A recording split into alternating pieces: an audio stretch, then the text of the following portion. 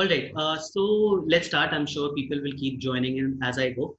Hello, Cool. everybody. I hope everybody can hear us, and we've been having conversation for the past 10 minutes. I hope that wasn't boring at all.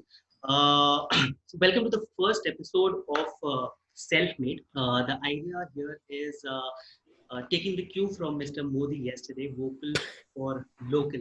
I think LBB has always prided itself on being able to connect consumers with a lot of great local businesses from around the country. And basically, that sets the context for this self-made webinar, wherein we connect with entrepreneurs who have successfully created their amazing businesses. And for the very first session, we have Anand Virmani, who is the co-founder of Greater Than Gin, India's first craft gin.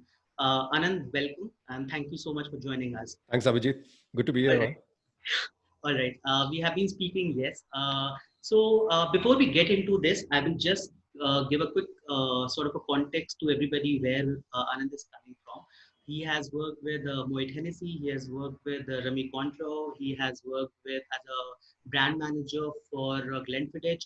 He has worked with a marketing manager for Remy Cointreau. Yes, and in the most recent stint before turning into an entrepreneur, he was working as a wine and marketing consultant, which is a really cash job from the sound of it for Perch Wine and Bar.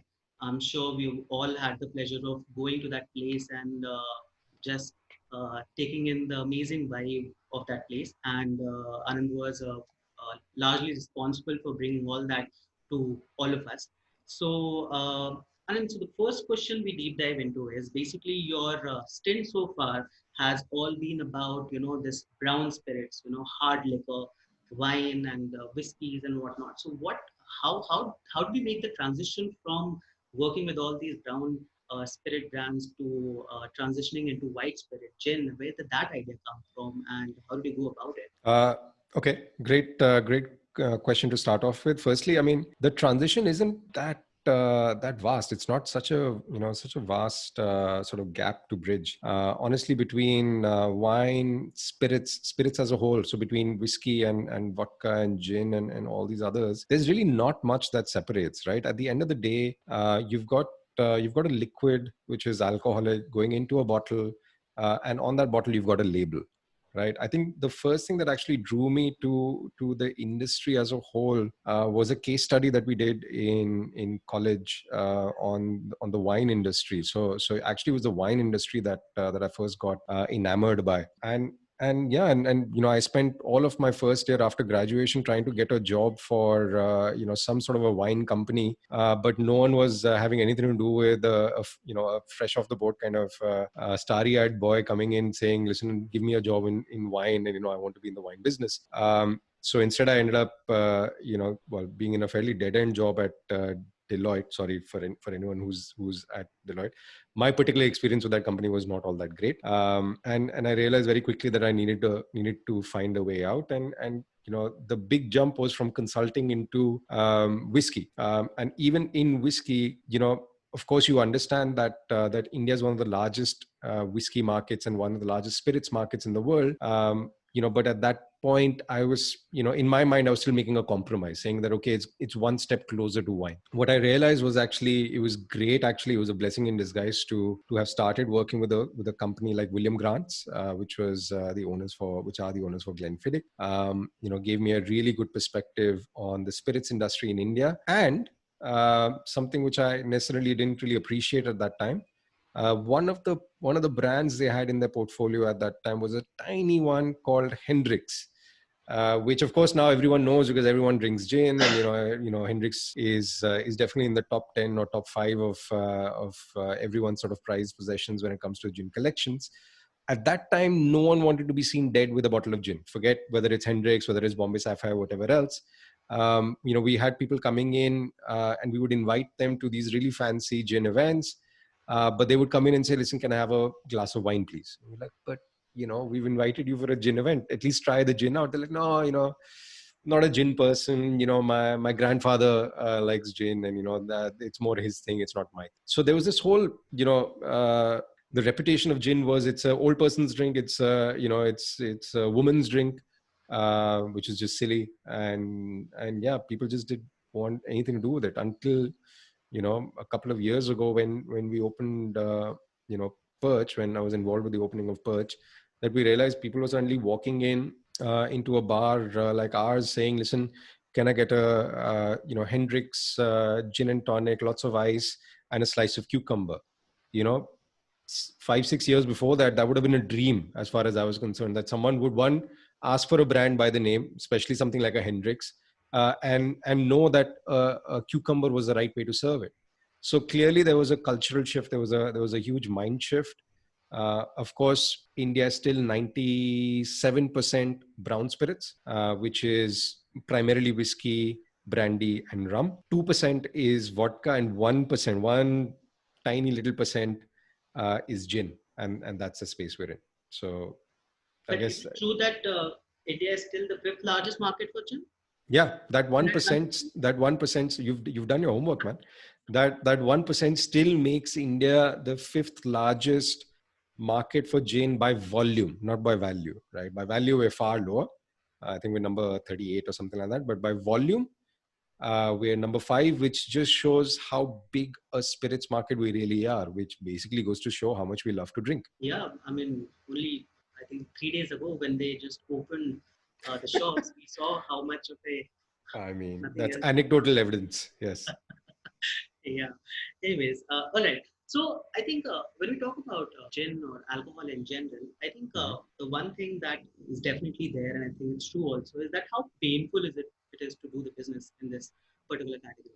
There's red tape, there's bureaucracy, and there's thousands of policies and regulations that you have to overcome to start anything.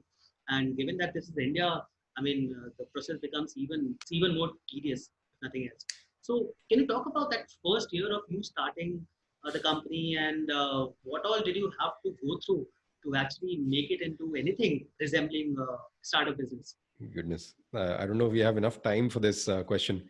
Um, so for the fans of, and I love getting into the discussion of ease of doing business in India. As far as we were concerned, and as far as our industry was concerned, there was no such thing.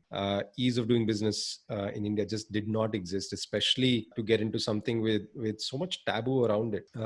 It doesn't help that our constitution kind of directs us to go towards a prohibition state. So that's always going against us in any case. But specifically, you're talking about the first year of being in business. I think this question really talks about the first 2 years of not being in business, where we were still kind of setting up. We were trying to understand licenses. We were trying to understand if we needed a partner to work this around, because all the licenses are geared towards large industries in India, especially within the spirits market. It's all geared towards making hectoliters of spirit, right? Whereas, we're really talking about making 100, a few hundred cases in a year.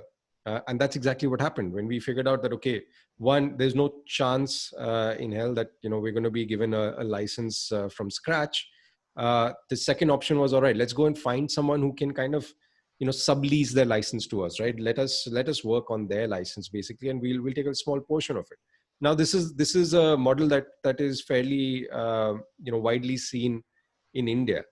But even then, when we were going out and having our discussions with these guys to say, listen, can you help us? Can you let us make our gin in your facility? We'll come in, we'll install a copper pot still, we'll do all of that, because the first thing we realized, no one in India had a copper pot still. The basic ingredient, the basic facility that we needed to make a gin just wasn't there. Everything in India was geared towards large scale factory process, alcohol manufacturing. Whereas what we were looking at doing was not manufacturing, was craft, right? It was crafting, a gin brand from scratch. So of course, with that in mind, we went across to these guys, and we absolutely got laughed out of a bunch of offices, right? A bunch of factories, because the discussion would, obviously some people would come and show us, all right, they would take us around their facility and show us, all right, these are the huge tanks we've got, these are the huge, stills that we have and everything. And then we go and sit down in their conference room, and then, they'd offer us a cup of tea. And the first question would be thrown out from them was, so how many cases are you going to be doing in a month? Right? How many cases are you looking at? Right? Because that, it's for them, it's just basic mathematics. Why should they get into business with you? Why should they even waste their time on you? Is basic mathematics. They're going to make money off of you, right? So while over the phone we had said, yes, we're going to start a craft brand, I don't think they understood. And of course, we obviously also wanted that little entry into the door. So also we didn't specify how many cases we were looking at until we got into that meeting. And in that meeting, we would say, all right, we're looking at, 7,000 cases, being optimistic. 7,000 cases. They're like, oh, in a week. We're like, no, in a year.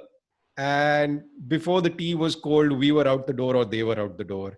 And that was that, right? So first, even before we got into all the legislations and getting permissions and licenses and everything, it was just about finding partners that would kind of give you their time of day, and that itself was a superbly difficult part. And thankfully we ended up finding people in Goa. That was great, right? I mean, it was absolutely by chance that someone in Goa agreed to this, and they understood what we were trying to do a little bit. um, it took a lot of convincing for them as well. But then beyond that, that's when the race started with obtaining bottling permissions, obtaining licenses, obtaining uh, copyrights on our labels. Obtaining copyrights actually was one of the easiest things. I was super thankful to know that. Um, but in terms of just all these other legislations that had to fall into place, right? And one of the biggest learnings was having patience, because in our mind we thought, all right, copper pot still is ready, right? We have a recipe which is somewhat ready, we can experiment, we can get something out. From that time, it still took a full year for us to get out the first bottles. So I like to say that if I had known, we were completely naive at that time, and whatever people would tell us that, okay, now you have to go and apply for this license, or now you have to go and apply for this code, or this whatever, this that, we would go out and do it, right? It was a task thing, right? You give me one task, I'll go out and do it. We'll get this license here today. We'll get this thing here. We'll go and speak to this minister. We'll go and speak to this excise guy. We'll do all of that. But I think, looking back, if I was to look at that entire quantum of work and running around and all, would I do it again? I'm not so sure. Okay, but I think in the end, you have a really great product. Given that you would know that eventually you would land up with such a great product, which would eventually become famous, would you still not do it? I think Yeah. No, yeah, of course. just, It was painful though, and I'm just pretty sure. just trying to accentuate that point. It was painful. I'm very sure. All right. So taking that craft point that you make, that you're trying to craft your own flavor. So this recipe, how did you come around it? How did you get to a point where, like, yes, this is something that I would take to the market, and I know it for a fact that people will like it. Okay. So when we first came up with the idea that, okay, we need to make a gin, right? Now how that idea first came about was, we were obviously in that bar Perch, and people coming in saying, listen, I want this gin, I want that gin, etc., etc. And we said, wow, people are asking for gin, but what do we have to offer them? Fairly generic stuff that's available around the world, right? Beefeater, Tanqueray, nothing against them. They're good gins, but they're not exciting, right? Whereas the rest of the world is inundated, and this is 2015, right? The rest of the world is inundated with gin brands, great gin brands, great stories, great flavors.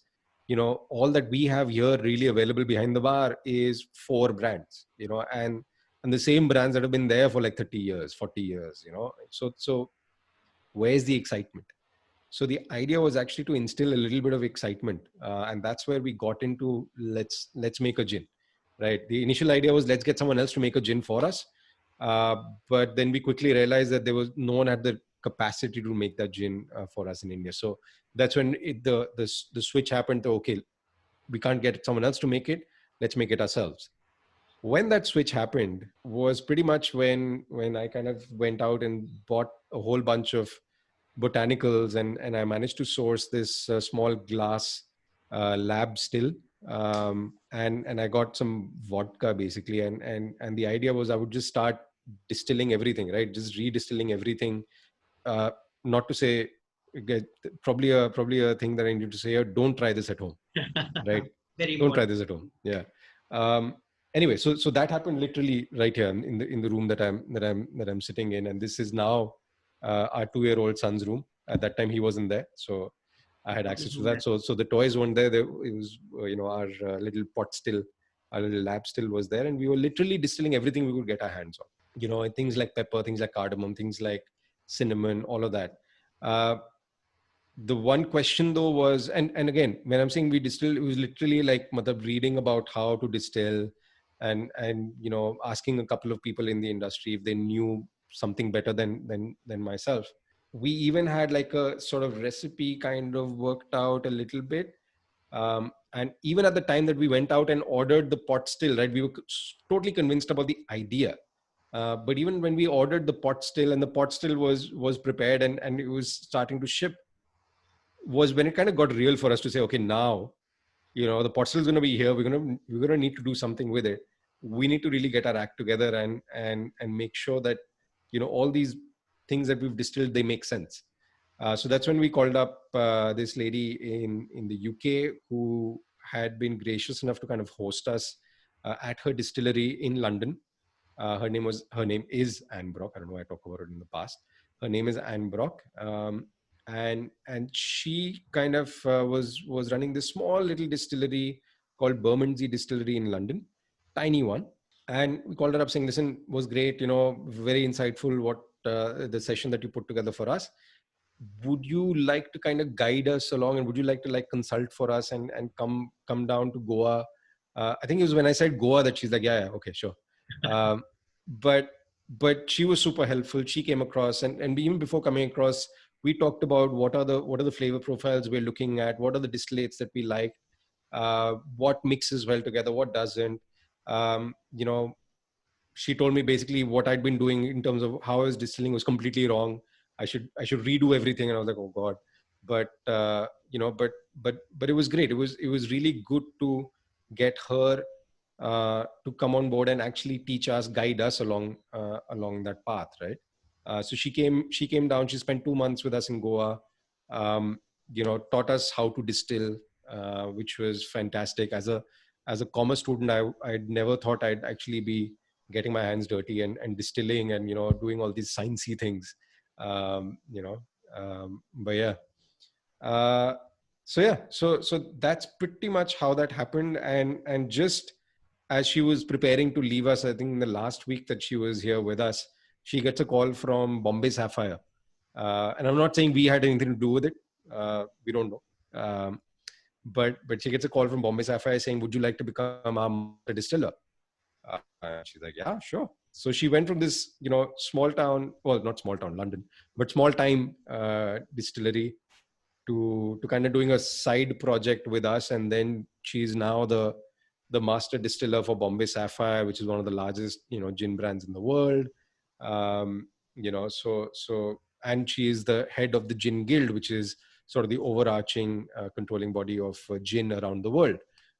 So safe to say we got someone super qualified to help us along the way. Hashtag humble And brag. Huh? sorry, Hashtag humble brag. humble brand. Yeah, yeah, exactly. All right. Okay. So I think other than the fact that you obviously have a great product, I think price also plays a really important role when it comes to at least Indian market. And I think at 950 rupees, if I'm not wrong, at least that's what I got it in Delhi for.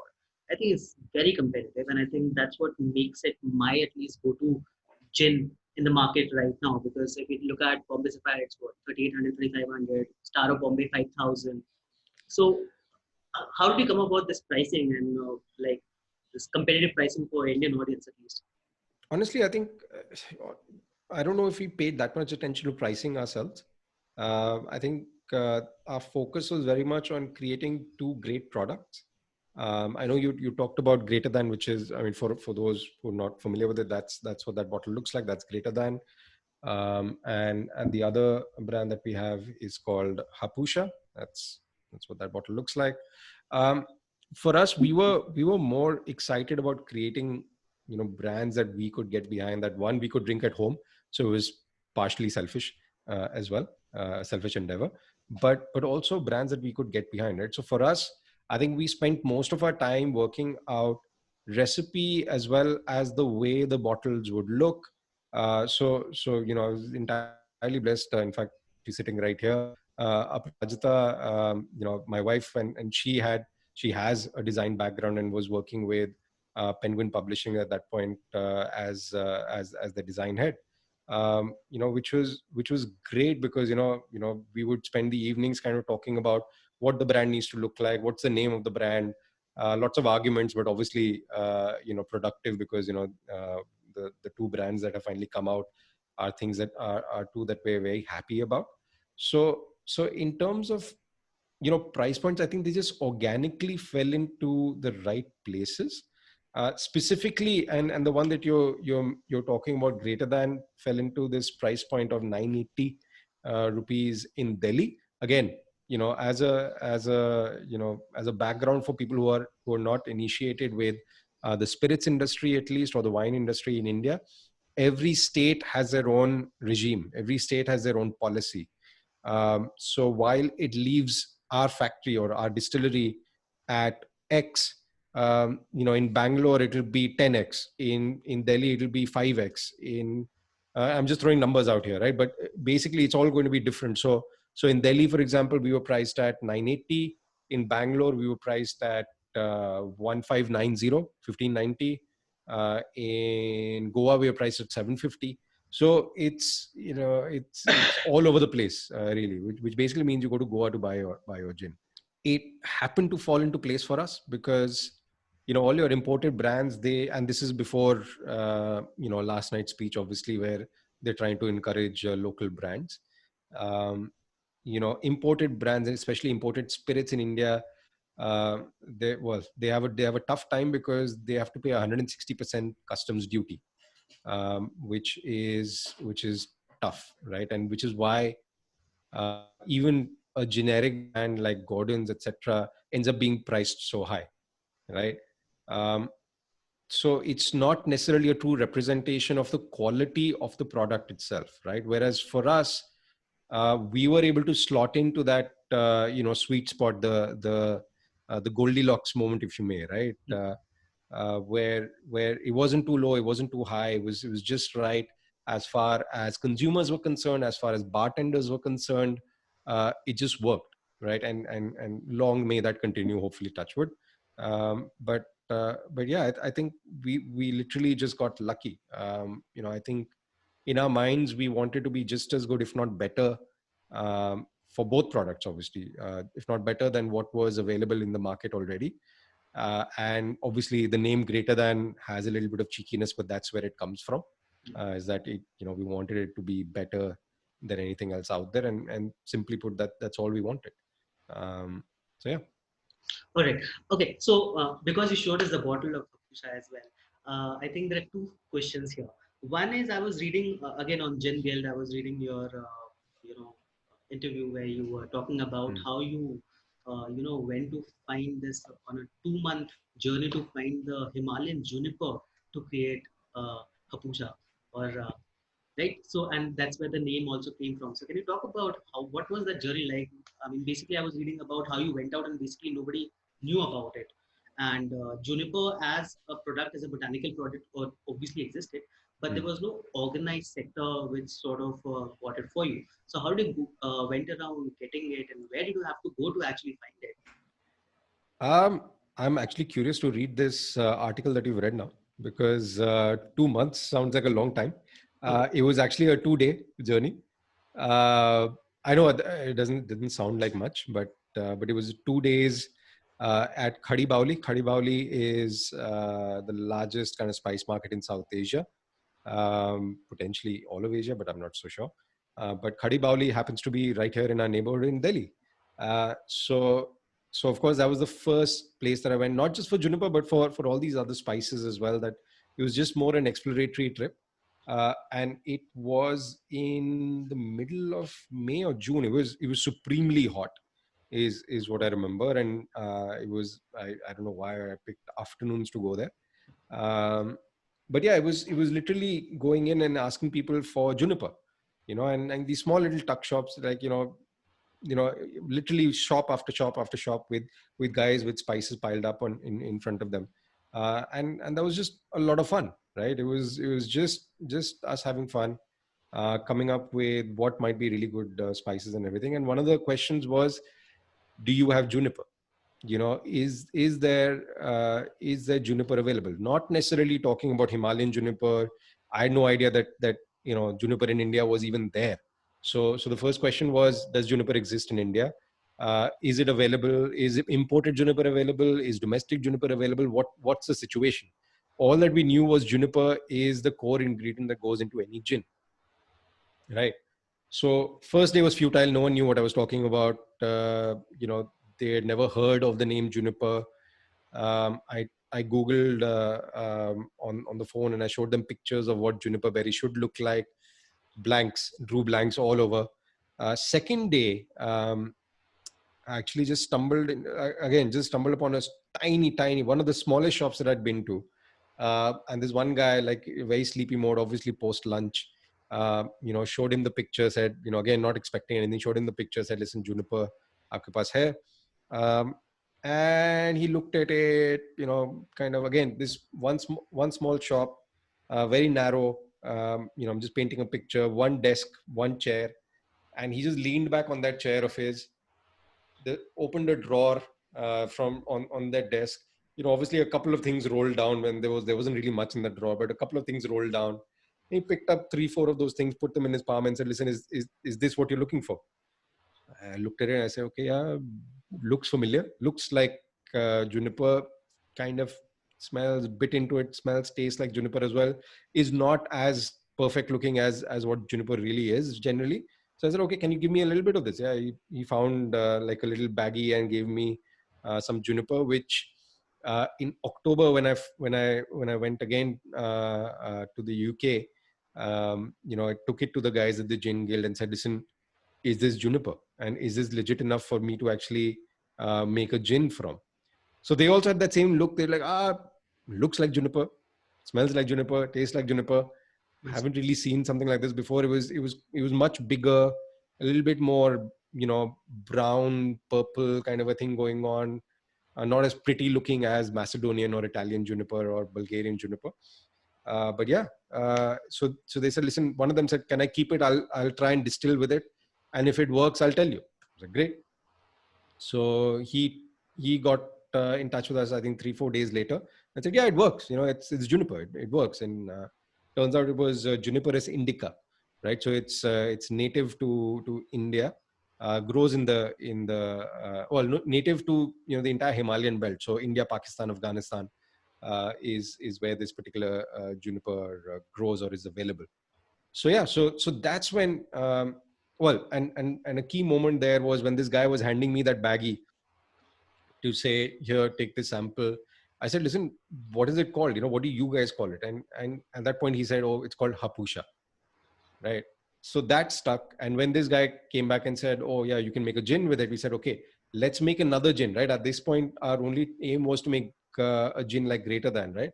But we said, let's make another gin which talks about all these great botanicals and spices we have in India, because it makes sense. India is the spice capital of the world.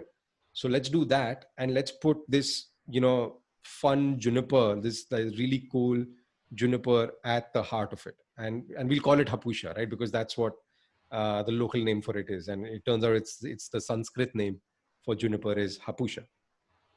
And that's where the name obviously comes from.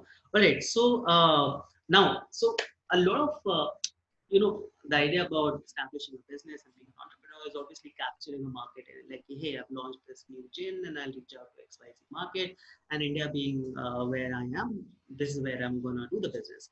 But you, in your very first year, went international with Hapusha, if I'm not wrong. What was the inspiration behind that? And how was that move in the movie?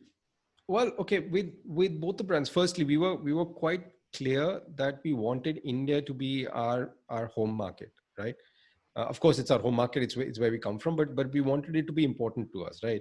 I don't know if people on this Zoom chat will remember 2011 when everyone suddenly heard of this new whiskey called Amrut, right? Yes. And all of India went mad. You couldn't walk into any liquor store in India and not overhear someone else asking for a bottle of Amrut. Yeah. Because everyone was like, there's this Indian whiskey that's come out, which has been ranked in the top 3 in the world. How do I get my hands on it and everything? It turns out, it wasn't new. It had been made for a long time, and the entire thing had always been just exported because they just didn't believe India would, one, be able to appreciate it, and second, be able to pay for it. Right? The same kind of dollar value that they were getting there, like $40 a bottle. They just didn't believe in anyone in India, and they were probably right at that time, that anyone in India would have the wallet to kind of pay for it, or have the desire to kind of pay for it. Right? They were very much happy with their Glenfiddich and Glenlivet and Balvenies, etc. So we were quite sure, and in fact that still hasn't gotten rectified. You still can't go out and buy a bottle of Amrut, by the way. Paul John also has only over the past 2 years become slightly more India focused, but even now, bulk of their bottles are sold outside, right? So that was something we definitely didn't want to get into, right? Because it was clear, right? Our motive was very much to quench the thirst in India. There's enough and more people wanting quality, indigenous homegrown products, as you guys know, sitting here in India. So why then do we need to take our brands out in the first place? But yes, of course, it was important for us to still take Hapusha out. Having said that, we'd already launched in Goa by that time. So Hapusha was already available in India at that time. When we said, okay, let's also take it out. Let's also take it out to the rest of the world, and let's tell the story of India, right? But not the typical story, not the elephants and snake charmers, right? Everywhere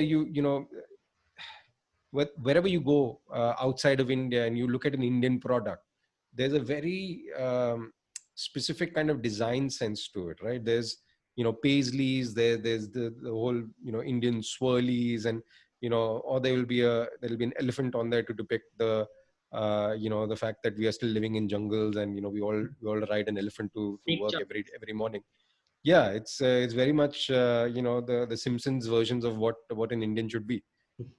So we wanted to step away from that, and again, this is where Aprajita came in with her design sensibility, where even with Greater Than, right, we stepped away from um, keeping it too pretentious. We wanted to keep it minimal.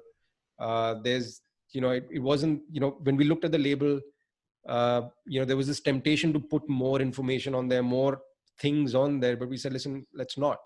Let's keep it minimal. Let's keep it let's keep it something that we would like to see as well, like something which is aesthetically pleasing, easy on the eyes, and that's where the sensibilities for Greater Than came in, and that's where the sensibilities for Hapusha came in as well, right?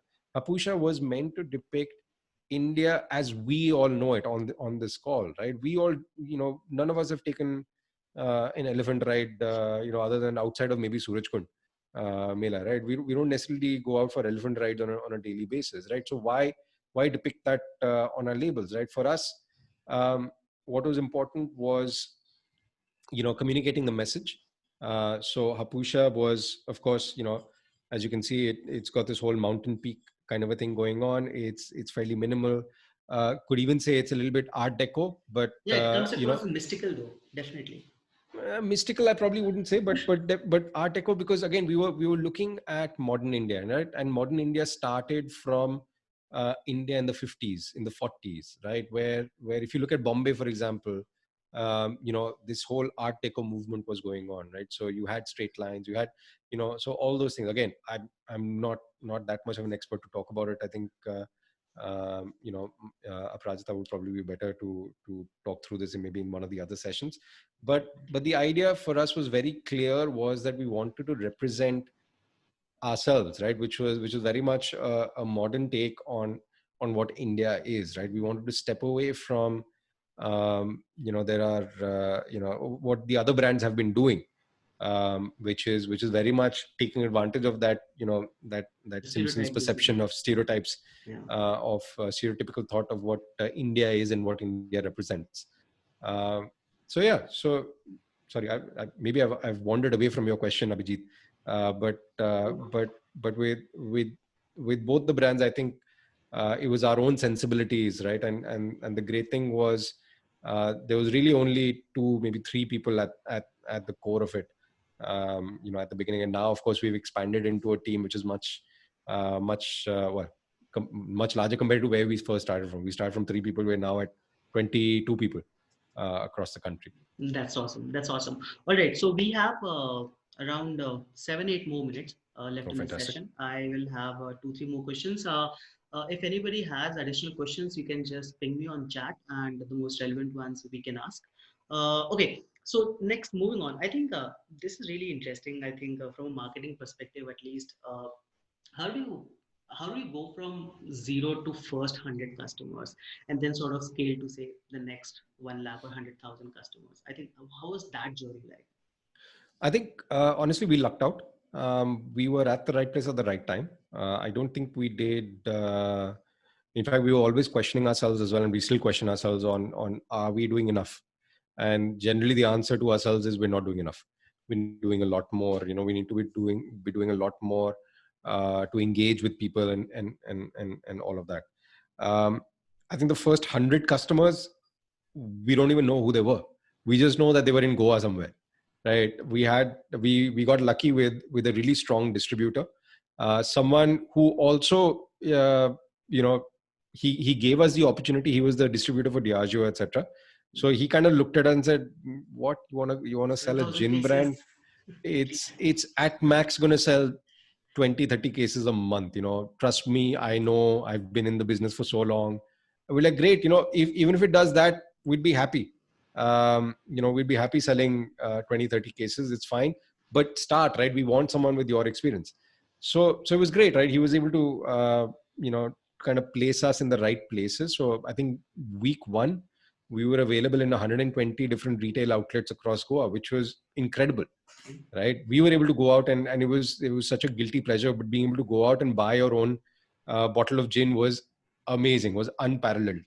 And we still love to do that, right? Both of us, we still go out, before quarantine, go out and buy a bottle and just hang around at the shop and listen into what people are saying, what people are asking for, etc., etc. Again, we were helped along a lot by people who were excited to share our story. People who are bloggers and writers and stuff like that. We get LBB as well, did a feature on us, and we still get asked, especially at that time, we were asked, oh, did they, how much did you pay, to get featured here? How much did you pay to get featured there? How did you get LBB to feature you? We're like, we don't know, man. It's just happened. Um, you know, our intention, like I said, was just to create a good product, and we got a lot of people, we got the community involved with tastings and kind of focus groups, putting bottles in front of them, saying, what do you think about this, what do you think about that? And even when people said, no, we don't like it, we said, yeah, but we still like it, we'll still go with it.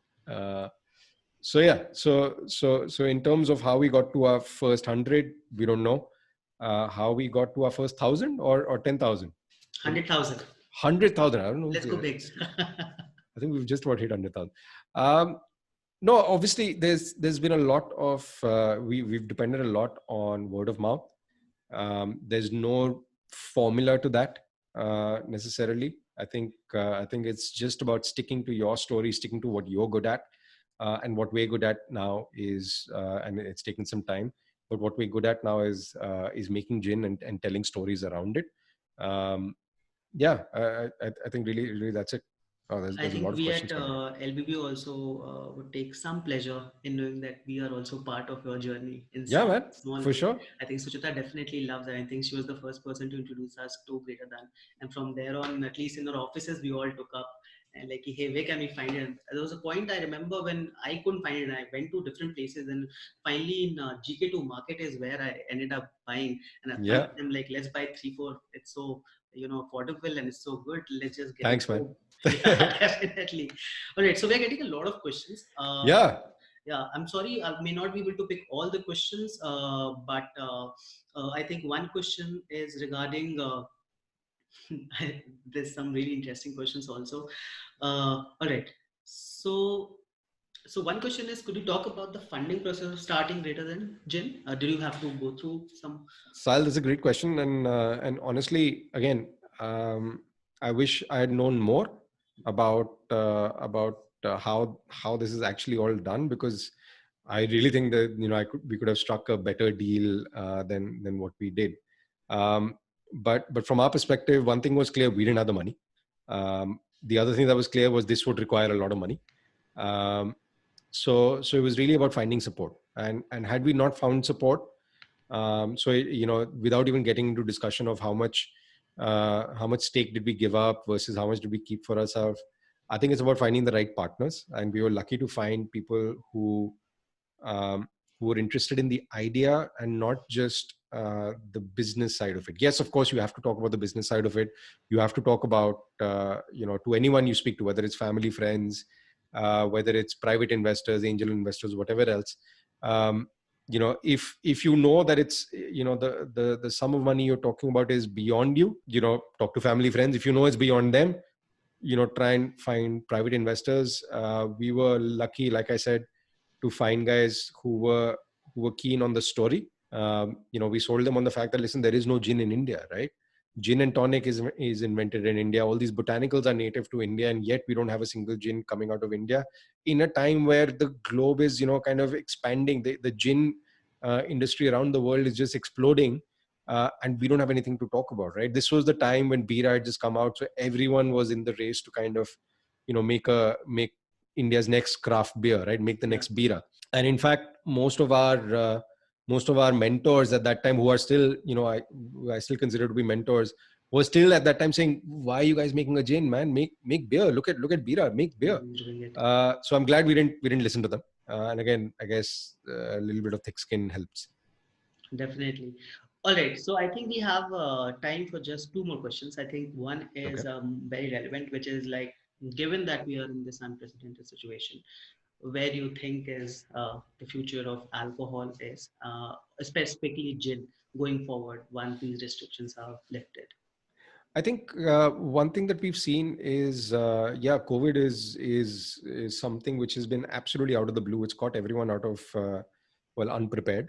There are close to 7 million jobs across the F&B industry, which means bars, restaurants, servers, bartenders, all these guys who are absolutely going to be out of the jobs because for the next 9 to 12 months, none of us are really going to be brave enough to, and there's going to be a lot of bravery required to really venture into a public space, especially an enclosed public space like a restaurant.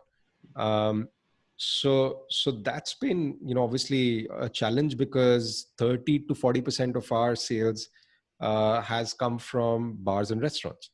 But of course, I think one of the things we've taken to heart is the fact that people want people want to drink, so whether if it's not happening in their favorite bars or restaurants, it's going to happen at home.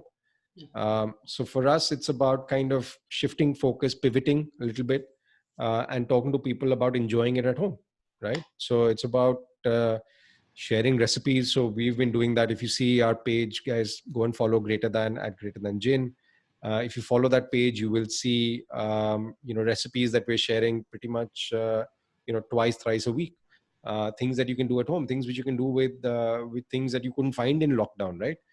That you could only find in lockdown. So things like lemon, salt, green chili, very simple things. So it's not about making the fanciest of cocktails, but it's about, elevating your own experience at home. So, and that's what Greater Than is about, right?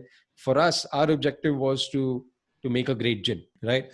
But the idea was to kind of give it to people, to give it to bartenders, to make it greater, right? And how do you make it greater is by pouring it out in your glass and doing something with it, right? Whether it is throwing in your favorite tonic, it could be whatever tonic in the world, right? Throwing in your favorite tonic, throwing in your favorite garnish, right? Whatever something fresh you have. You have lemongrass growing in your in your veranda.